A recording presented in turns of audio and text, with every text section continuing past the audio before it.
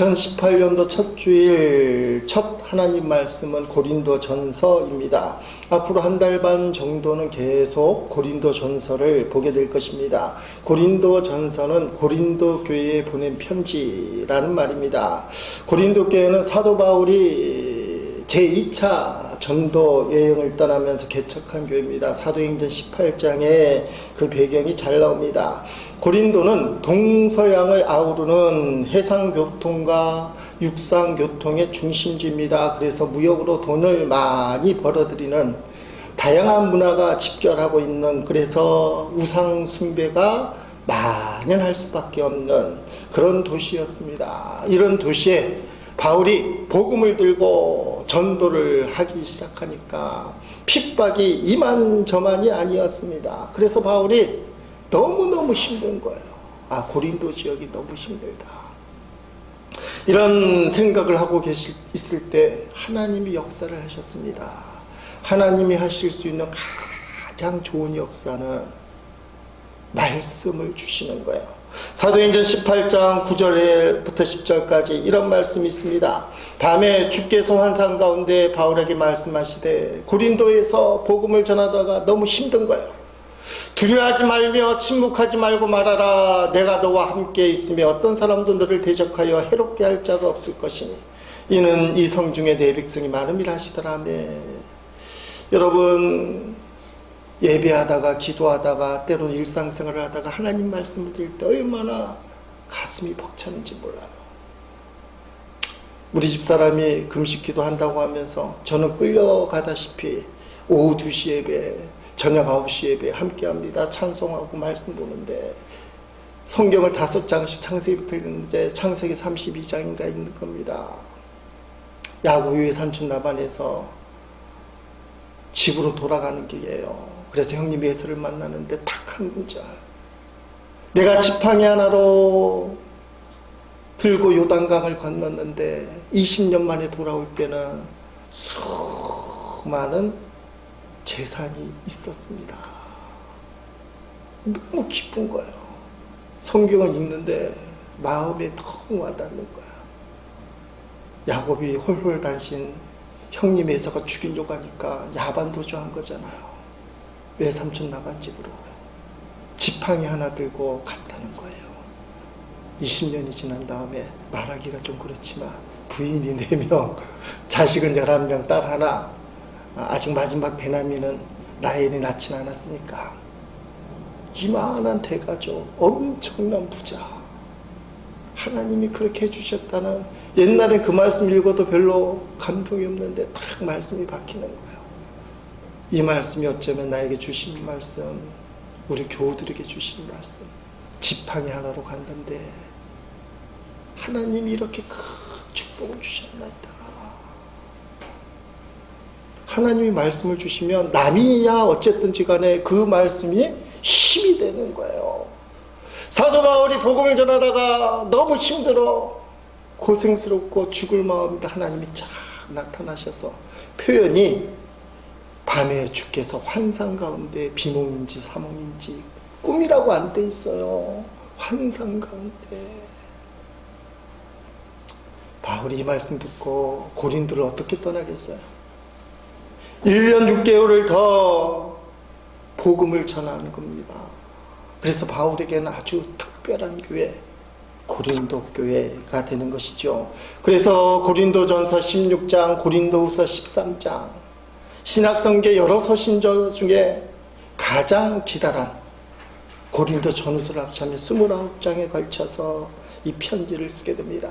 고린도전서의 핵심은 십자가와 부활, 십자가를 대표하는 구절은 1장 18절을 꼽을 수 있습니다. 십자가의 도가 멸망하는 자들에게 미련한 것이요 구원을 받는 우리에게 하나님의 능력이라 하며, 십자가의 도를 어떻게 보느냐, 십자가의 도가 내게 어떻게 보이느냐, 이게 멸망과 구원의 결정이 된다는 말씀입니다. 하나님의 아들 예수 그리스도가 아무런 죄가 없음에도 불구하고 우리 죄를 다 짊어지시고 사형수들이 당하는 그 극악무독한 사형틀 십자가에 달려 돌아가셨다. 내가 죽어야 할 자리인데 그래서 우리가 구원받았다. 이 복음의 진리가 믿어지느냐? 아니 하나님의 아들이라는 사람이, 그것도 아무런 죄가 없다는 사람이, 그것도 스스로 가장 극악무도한 사형수가 달리는 십자가에 달려 죽다니. 요즘 세상 그때나 마찬가지지만 죄가 있어도 죄가 없다고 우리말 내밀어야 돼요. 우리가 청문회 통해서 보는 거잖아요. 뻔히 죄인데도 증거 없으면 죄 없다, 죄 없다. 죄 없다고 우겨야 되는 이 세상에 자신이 죄를 안 지었는데도 그것도 하나님의 아들이 우리를 대신해서 십자가에 죽었다. 말도 안 된다. 미친 짓이다. 그게 진짜 사실이라면 그렇게 미련한 게 어딨냐. 이렇게 느껴지는 사람은 미련한 사람, 멸망할 사람. 내가 죽어야 할 그 십자가에 하나님의 아들 예수 그리스도가 그 모진 고통을 당하시면서 나를 대신해서 죽으셨구나. 감사합니다. 나는 더 이상 죄의 노예가 아니라 이제는 하나님의 자녀가 된 것을 감사합니다. 내가 이제 죽어도 예수님의 보혈의 공로로 나는 천국에 들어갑니다. 감사합니다. 이렇게 믿어지는 사람, 십자가 그렇게 바라보이는 사람은 구원받은 사람이에요. 유대인들은 표적을 구하고 헬라인들은 지혜를 구한다고 했습니다. 유대인들은 하나님은 능력의 하나님이에요. 하나님의 아들이라고 하면 능력의 하나님이에요. 그런데 십자가는 가장 무능한 사람들이 당하는 죽음이에요. 개죽음이라고 생각하는 거예요. 죄를 지어도 들켜갖고 말입니다. 붙잡혀갖고 고문을 당하다가 결국은 십자가에서 죽는 가장 쓸데없는 죽음, 가장 무능한 죽음, 가장 비참한 죽음. 거기 하나님의 아들 거룩하다고 하시는 그분이, 메시아가 십자가에서 죽는다? 가장 무능하게, 가장 비참하게, 가장 초라하게. 유대인들은 그것을 받아들일 수가 없어요. 그 표적이 아니잖아요. 그래서 예수님을 비난하고 조롱하는 겁니다. 가장 능력이 많고 가장 거룩하고 가장 뛰어나야 될 예수님이, 하나님의 아들이, 메시아가 가장 더럽고 무능한 십자가에 죽는다니, 그걸 우리 보고 믿으라고?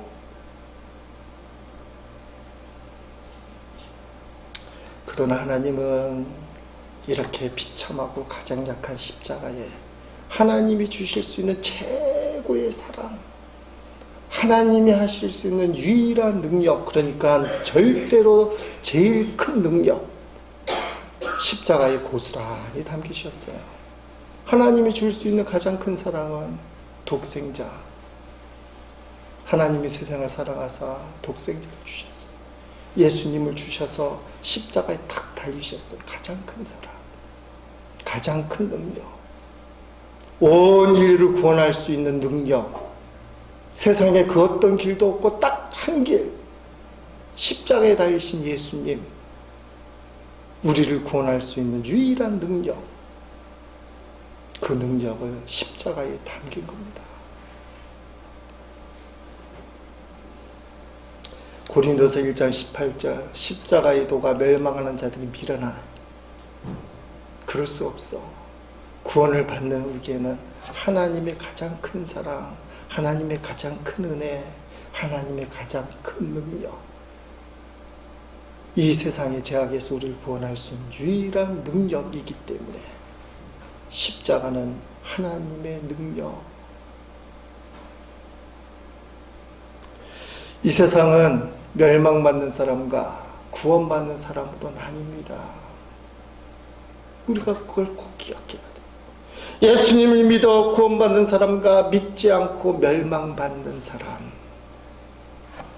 지난 1월 1일 슬픈 소식을 접했습니다. 최정식 권사님의 모친 김정숙 집사님이 돌아가셨다는 소식입니다. 림프암으로 고생하시다가 하늘나라에 가셨습니다. 경기도 안성에서 장례식을 치루었는데 그 장례식을 주관하게 되어서 입관 예비를 드렸는데요. 그 고 김정숙 집사님의 어머님의 얼굴을 먼저 봐야 됩니다. 집례하는 목사가 판단을 해야 되거든요. 때로는 유족들에게 얼굴을 보이지 않는 게 좋을 때가 있어요. 그러면 안 보여줘요. 확인을 해야 되니까. 근데 얼굴이 환하셔요. 평온하셔요. 천국을 보았기 때문입니다. 임종 직전에 예수님을 만나기 때문이에요. 여러분 이걸 마음에 꼭 새겨놓으세요. 예수님이 요한복음 14장 1절로 3절에 이런 말씀을 하십니다. 너희가 죽을지라도 전 제가 쓴 말이에요. 너희는 마음에 근심하지 말라. 하나님을 믿으니 또 나를 믿으라. 내 아버지 집에 거할 곳이 많도다. 그렇지 않으면 너희에게 일렀으리라. 내가 너희를 위하여 거처를 예비하러 가느니 가서 너희를 위하여 거처를 예비하면 내가 다시 와서, 예수님이 다 오셔서 너희를 내게로 영접하여 나 있는 곳에 너희도 있게 하리라 하며. 성도는요, 죽음 직전에 반드시 예수님을 보게 돼 있어요. 천국을 보게 돼 있어요. 최초에 순교하신 스데반 집사님이 죽을 때 눈을 들어 하늘 보니까 하나님 우편에 예수님의 모습을 본 거예요. 그래서 얼굴이 환하게 천사처럼, 온수들이 돌을 던지면서 죽으라 죽으라 하는데 천사처럼 얼굴이 광채가 나더니 예수님 흉내를 내요. 하나님, 저들의 죄를 저들에게 돌리지 마옵소서. 용서해 주세요. 그리고 잠을 자더라. 환한 광채로. 여러분 꼭 기억하세요. 예수님 믿는 사람은 저 말씀대로 예수님이 딱 보여. 어떤 형태로. 목사님을 예수님이라고 부르는 사람도 있고, 천사를 봤다는 사람도 있고, 하나님이 어떤 형태로든지 천국을 보여주셔서 죽음이 두렵지 않게 만드는 거예요. 환한 얼굴로 천국에 갈 수 있게. 언젠가 우리 교회 앞에 있던 이 주택 공사하는 집인데요, 지금 그 집에 살던 분이 남편이 유암인가 걸려서 죽게 생겼는데, 교회는 안 다니지만 초상은 기독교식으로 하고 싶다. 좀 약은 거죠. 기독교식으로 해야 경제적으로 조금 여유가 있으니까. 그 봐달라는 거예요. 임종 예배를 갔습니다, 집사람하고. 본인은 예수 안 믿고 기독교식으로 하라고 하지도 않은 사람인데 부인하고 딸이 요청을 해서 복음 전하고 뭐 임종예배 예수님 믿으라고 하는데, 목사가 봐도 무서워요. 얼굴이 일그러지고 흉악하고 안 죽으려고 몸부림치는 그 모습. 안말기 환자가 그래도 고통스러울 텐데 안 죽으려고. 좀 표현이 그렇지만 진짜 마귀 같아요. 죽기 직전의 모습. 올 때는 순서대로 오지만 갈 때는 순서가 없다고 하잖아요. 언젠가 하나님이 부르실 때면 가야 하는데, 여러분들 얼굴만큼은 환하게 평안하기를 주님의 이름으로 축복합니다. 최 원사님 이야기를 들어보니까 위험한 고비에 놓여서 식구들, 가족들이 다 모였답니다. 그런데 시간이 지나도 다행인지 불행인지 모르지만 이 상태가 오래되는 거예요. 며칠도 가고 어떤 분은 몇 년도 가시는 분이 계셔요. 그러니까 가족들이 어쩔 수 없이 볼일 있는 사람들은 가서 볼일을 봐라. 또 유급해지면 전화하려고 하는 거죠. 그런 말이 오갈 때 어머님이 들으셨나 봐요. 가족들이 흩어지기 전에 갑자기 좀 더 나빠지더니 그리고는 소천하셨다는 거예요. 어머니가 자식들에게 마지막으로 베풀 수 있는 선물, 은혜, 고생스럽지 않게 하기 위해서. 그래서 장례 예배도 드리고 화장터 가서 화관 예배도 드리고 수목장 하셨습니다. 수목장이라고 나무 밑에 유골을 안치하는 그런 예식까지 다 드렸는데, 화장 예배할 때에 떠나보내는 고인에게 마지막으로 유족들이 한마디를 하는 거예요. 그런 기회가 있었는데 대부분의 유족들이 어머니 천국에서 만나겠습니다, 그 말을 해요. 기독교 장례식의 능력이라고 얘기할까요? 역사라고 할까요? 인간적으로 떠나보내는 아쉬움은 너무나 슬프지만 천국에서 다시 만날 것이라는 확신이 유족들에게 있었다는 거예요. 집례하는 목사가 그게 사실 제일 기쁜 거예요. 예배가 하나님 앞에 드리는 거고 설교는 고인에게 하는 게 아니라 유족에게 하는 거잖아요. 저분들이 소망을 잃지 않았구나. 장례 예배하는 가운데 오히려 천국을 보았구나. 어머니 만날 소망을 하는구나. 하나님의 은혜인 것입니다. 최곤사님 모친 장례식이 있었던 수요일 날에 전라도 광주에서도 어린 삼남매의 장례식이 있었어요. 제가 장례식을 인도하는 그날에 그 시간에, 그런데 그 장례식은 참 이상해요. 그 흔한 영정도 없고요, 빈소도 안 만들었고요, 문상객도 일절 받지 않았던 이상한 장례식. 12월 31일 날 강주에서 있었던 아파트 화재 사건으로 죽은 삼남매 이야기, 개인의 장례식이었어요. 제가 이야기를 한번 만들어 봤습니다. 여러 가지 신문에 나와 있는 자료들을 모아서 죽음이 있기까지 이런 사연이 있었대요. 여중생 3학년 정량하고요, 남중생 2학년 이군이 눈이 딱 맞았어요. 얘네들이 다음 해에 동거를 하기 시작해요. 2년이 지난 다음에 정량이 덜컥 임신하게 된 거예요. 고2 때. 학교를 못 다니잖아요. 중퇴를 하고 방송통신국을 다니게 된 겁니다. 애를 낳았어요. 첫 남자아이. 이군이 졸업하고 결혼을 하게 됩니다. 그게 2015년도예요. 결혼하자마자 또 남자애를 낳았어요. 둘째. 2016년에 연달아 연년생을 또 낳았어요. 셋째는 딸을 낳았어요. 그런데 생각해 보세요. 이 젊다고도 보기 힘든 어린 부부잖아요. 정량과 이군.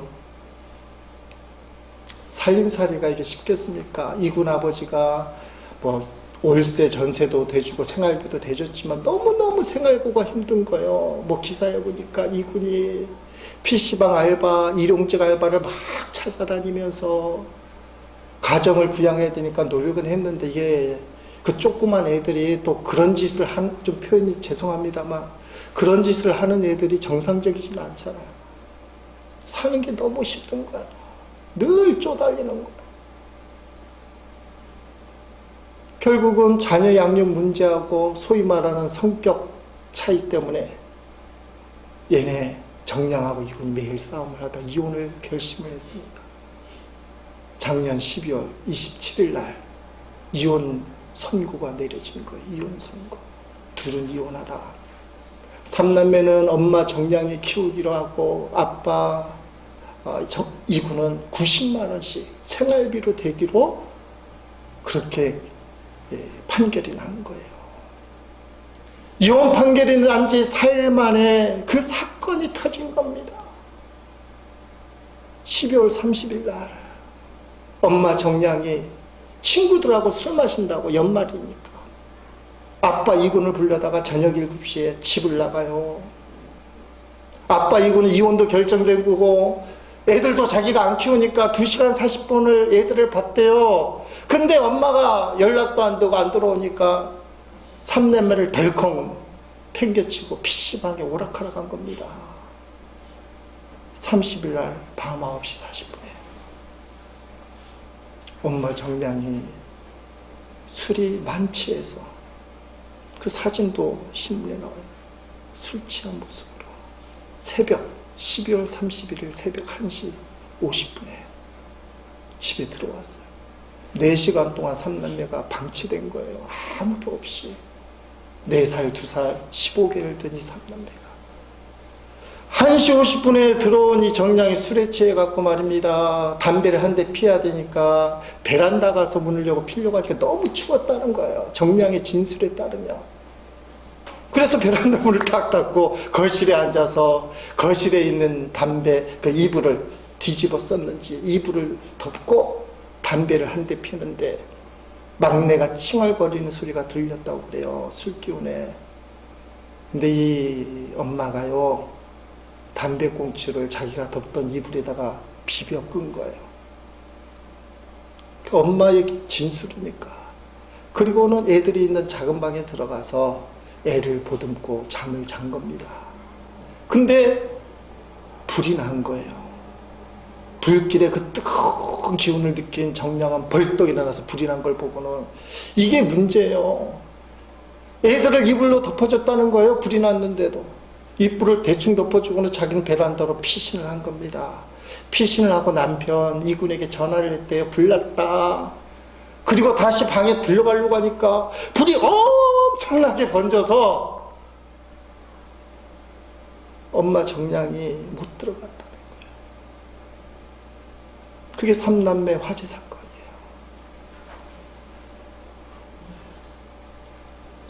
4살, 2살, 15개월 된 삼남매가 불에 타 죽고 말았습니다. 경찰은 비록 술에 취해 있었지만 상식적으로 부모가 할 일은 아니다. 그래서 정량을 입건을 했습니다. 담뱃불을 제대로 끄지 않고 화재를 냈고 삼남매를 죽인 혐의로 중과설 치사 중시라. 지난 3일 날 그 삼남매 장례식이 치러지는 날 엄마 정량은 장례식에 오지 않았어요. 자기가 배 아파 난 새 생명이 불에 타 한 줌의 재로 바뀌는 그 순간에 엄마는 손목에 수갑을 차고 현장 검증을 하고 있었다는 거예요. 그 시간에. 현장을 목격했던 경찰관이 이런 말을 했습니다. 아이를 셋이나 낳았지만 경제적으로나 정신적으로나 부모로서 능력과 책임감이 부족한 부부가 빚어낸 비극으로 보여서 씁쓸하다. 정량과 이군이 미성숙하잖아요. 그 어린 나이에 사랑을 하고 그 어린 나이에 애를 낳고 그 어린 나이에 부부를 꾸려 가정을 꾸렸어요. 준비가 안 된다. 부모로서의 역할을 둘 다 못했고 치명적인 실수, 일어나서는 안 되는 실수를 저질렀고 하나님 허락하시는 삼남매는 하늘나라로 보냈습니다. 저는 그 사건을 두고 이런 생각을 해봐요.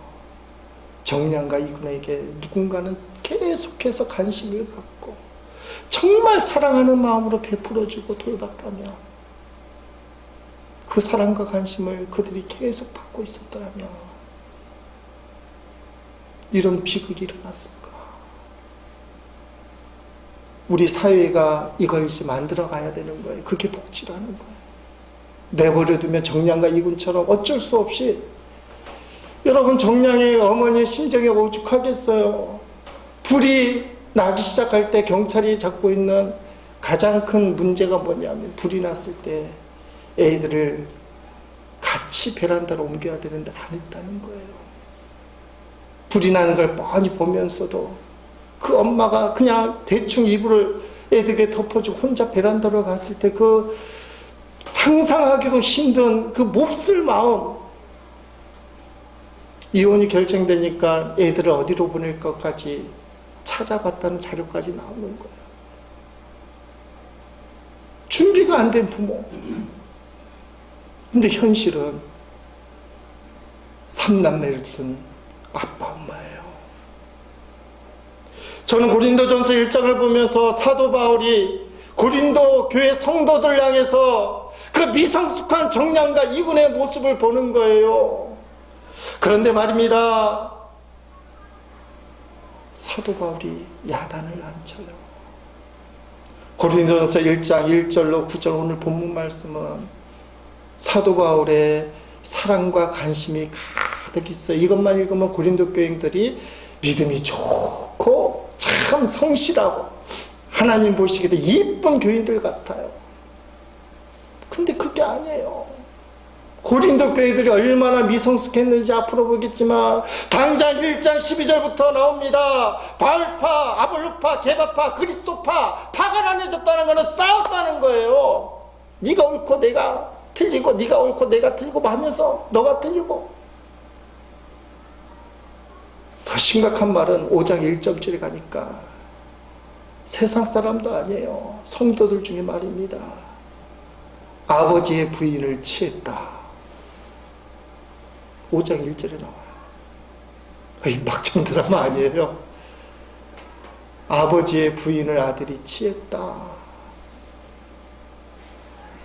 그 교회 망할 교회 아닙니까? 불륜도 불륜이 아니라 이건 상식적으로 말이 안 되는,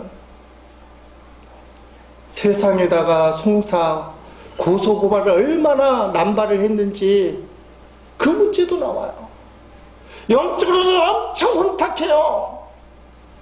그래서 기독교의 가장 기본 진리인 십자가와 부활을 사도 바울이 고린도전서에 쓰면서 이 모든 문제를 다루는 거예요. 말 꺼내기조차 싫은 비윤리적이고 타락하고 자객밖에 모르고 맨날 싸움받지라는 고린도 교회에 오죽하면 고린도서 13장에 사랑하라 사랑장을 집어넣겠어.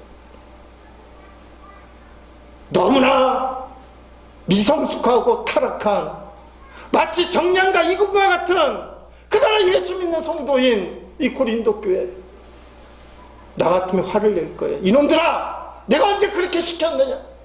순지 맘대로 믿고 말씀 하나도 기억하나? 예수님의 구원과 사랑은 엿바꿔 먹었냐? 왜 그렇게 밖에 안 믿냐? 천마디가 화부터 날 거예요. 근데 고린도서 1장 1절로 9절 우리가 읽었지만 미성숙한 정량과 이군과 같은 고린도 교인들을 사람 만들어야 되잖아요. 야단치고 때리고 욕한다고 사람이 되는 게 아니잖아요. 자식이 사람이 안 되면 사람 만들어야 되잖아요. 그래서 아우르고 다스리고 보듬는 거예요. 성도 만들려고. 고린도 교회 성도들을 성도 만들려고.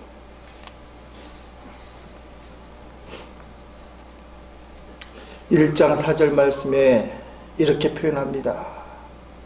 그리스도 예수 안에서 너에게 주신 하나님의 은혜로 말미암아. 넘겨보세요. 구경아, 넘겨보세요. 그리스도 예수 안에서 너에게 주신 하나님의 은혜로 말미암아 내가 너희를 위하여 항상 하나님께 감사하느냐며. 이게 형식적인 감사가 아니에요. 항상 무엇이 감사한가? 너희에게 주신 하나님의 은혜라는 단어 속에 있을 텐데, 여러분 그 하나님의 은혜가 뭐냐? 1장 2절에 나와요. 고린도에 있는 하나님의 교회 곧 그리스도 예수 안에서 거룩하여지고 성도라 부르심을 받은 자들과. 여러분 몰상식이고 개차반이 개망난이란 뜻이에요. 하나님의 영광을 가리는 사람들, 타락한 사람들. 근데 이 인간들이요 여전히 교회에 남아있어요. 고린도에 있는 하나님의 교회 그리스도 예수 안에서 거룩하고 성도라 부르시면, 니네가 딴 건 몰라도 교회에 남아있는 게 너무 좋다. 니네가 맨날 집어먹고 싸워도 아까 말한 것처럼 그렇게 타락한데 웬만하면 교회 탁 떠날 건데요, 싸우면서도 남아있는 거, 죄 지으면서도 남아있는 거, 그게 하나님이에요. 따라합시다. 남아있는 게 하나님의 은혜다. 제 말이 아니라 사도 바울이 고린도 교회에게 하는 말이에요. 그러면서 마음의 소원이 담겨져 있잖아요. 뭐라고 그래요?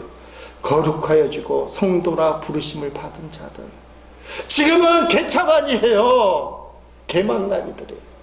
물론 그렇지 않은 성도도 있겠지만, 근데 너희가 앞으로 거룩하여지고 성도라 부름을 받은 자로 합당하게 바뀔 것이다.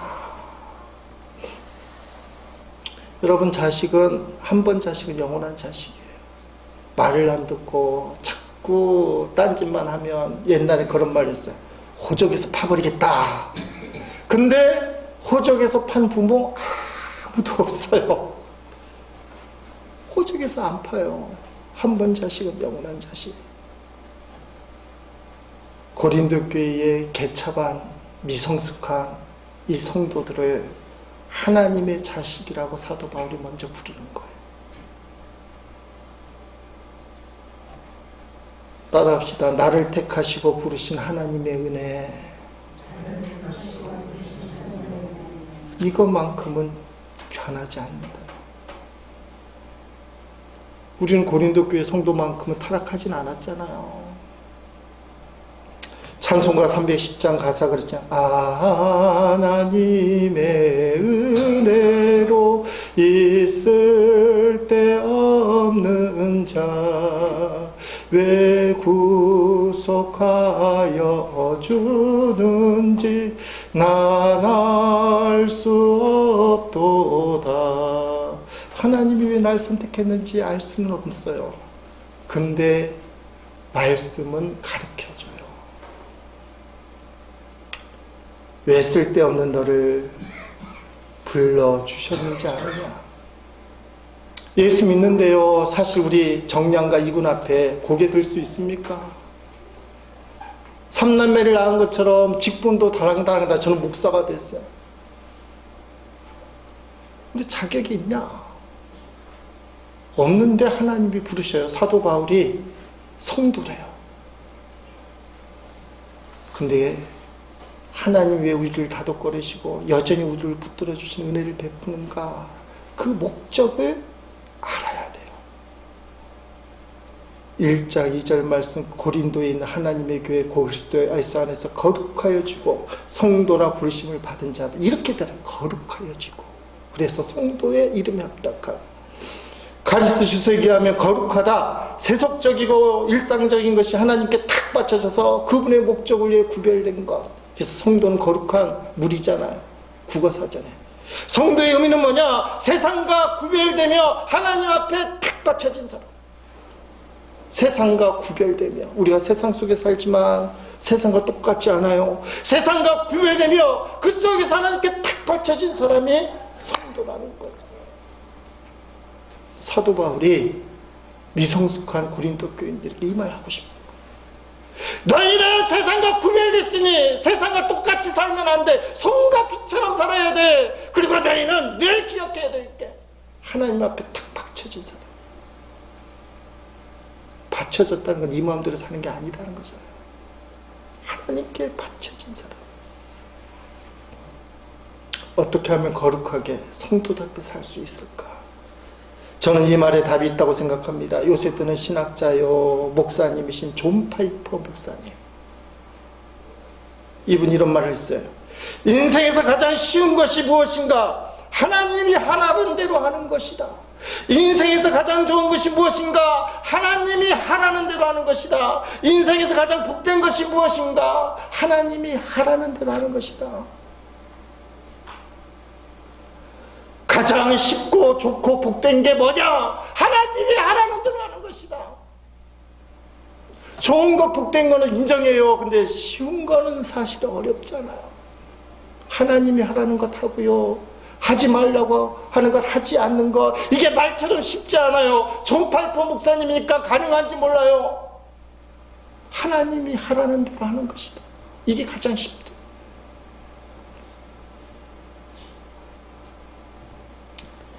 그런데 여러분, 그게 가능해요.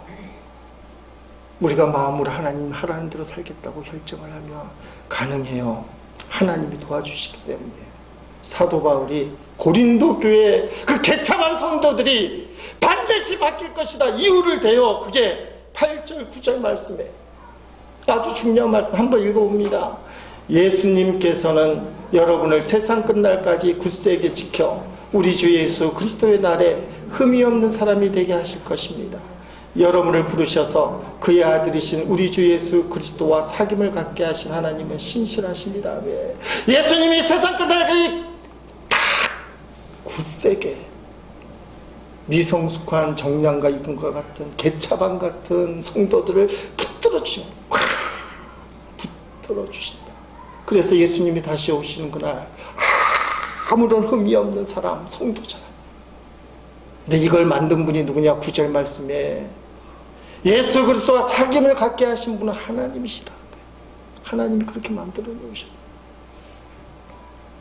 여러분이 미성숙하고요, 고린도 교회 성도처럼 윤리적으로 도덕적으로 타락하다 할지라도 하나님의 아들 딸이기 때문에 하나님이 딱 붙들어 주실 거예요. 표현을 빌리자면 예수님이 세상 끝날까지 다 붙들어 주셔서 우리를 점점 거룩하게 만들어 주셔요. 그것이 신실하신 하나님의 뜻이다. 성도는 부르심을 받은 자들입니다. 세상과 구별되고 하나님께 바쳐진 사람들. 자, 마지막으로 어떻게 해야 될 것인가?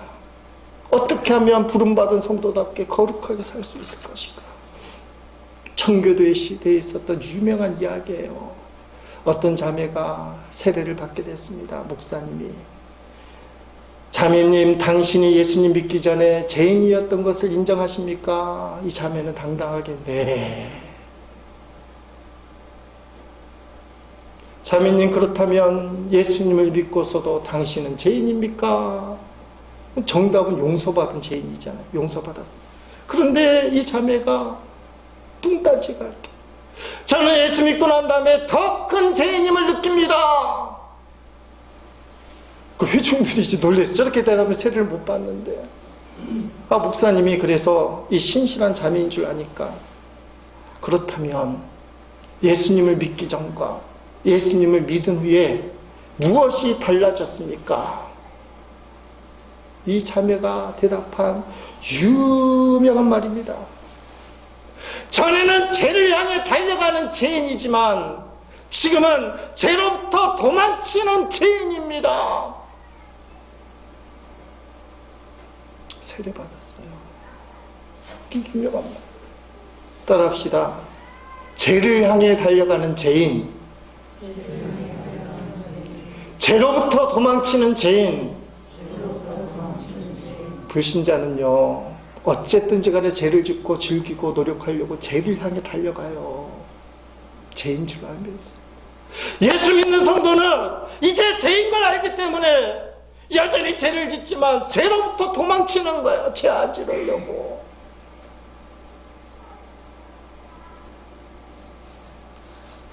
(2018년도에) 하나님이 축복하길 원하셔요. 누가 축복을 받겠습니까? 그릇이 깨끗한 사람. 여러분이 집에서 음식을 만들 때 음식을 담을 그릇을 어떤 그릇을 사용합니까? 금그릇, 은그릇이 있어도 더러우면 음식 내놓을 수 없잖아요. 그냥 평평한 그릇인데 깨끗하면 거기에 음식을 담는 거예요. 하나님이 고린도전서 말씀 주신 이유가 있다고 생각합니다. 신년 첫 번째 말씀을, 이건 축복의 말씀이라고는 볼 수는 없지만 우리에게 능력이 되는 말씀이에요. 성도로 부르심을 받았다. 하나님의 부르심을 받았다. 거룩하여지고 성도답게 살자. 성찬을 하는 이유가 여기에 있다고 생각합니다. 더러워진 영과 혼과 육에 그 죄악으로 더러워진 것을 보혈로 씻는 거예요. 그래서 2018년도 주님 안에서 첫 예배를 드리면서 거룩한 성도로 살아가도록 하나님이 부르셨습니다. 이제 성찬하려고 합니다. 이런 결단이, 비록 나는 미성숙하고 정말 고린도 교회처럼, 교인들처럼 개차반이라 할지라도 주님 나를 포기하지 않고 나를 붙들어 주시니 감사합니다. 조금 더 성도답게 살겠나이다. 저를 거룩하게 하여 주옵소서. 보혈로 씻겨 주옵소서. 이 마음으로 성찬에 참여하시기를 부탁드립니다.